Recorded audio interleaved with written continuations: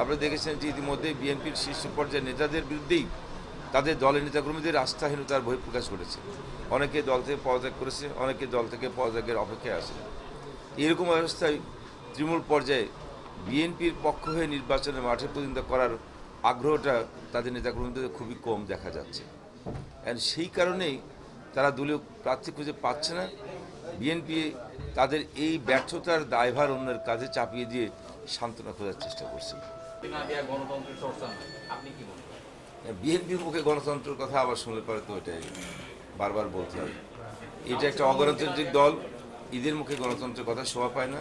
আর council BNP নিজেরা করবে কিনা সেটা নিয়ে তাদের দলের নেতাকর্মীদের মধ্যেই সন্দেহ আছে। কারণ কাউন্সিলের জন্য যে জায়গার অনুমতি দরকার, সেই অনুমতি সরকার দেয় না। এই অনুমতি দেয় ঢাকার মধ্যে করলে ঢাকা মেট্রোপলিটন পুলিশ অথরিটি আছে, তাদের কাছ থেকে অনুমতি নিতে হয়। ইতিমধ্যেই পূর্ত মন্ত্রণালয় থেকে তাদেরকে অনুমতি দিয়েছে এবং তাদের ঢাকা মেট্রোপলিটন পুলিশ অথরিটির কাছে আবেদন করলে সেটা তারা অনুমতি পাবে, ওরা তারা জানে।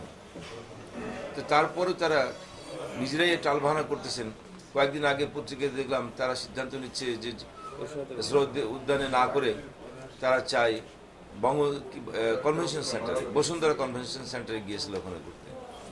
আবার কখনো শুনে ইঞ্জিনিয়ারিং ইনস্টিটিউটে করতে চায়। এর বিভিন্ন সময় বিভিন্ন জায়গায় তারা তাদের কাউন্সিল করার জন্য তারা জায়গা খুঁজে বেড়াচ্ছে। এটা তাদের সিদ্ধান্তহীনতার বহিঃপ্রকাশ।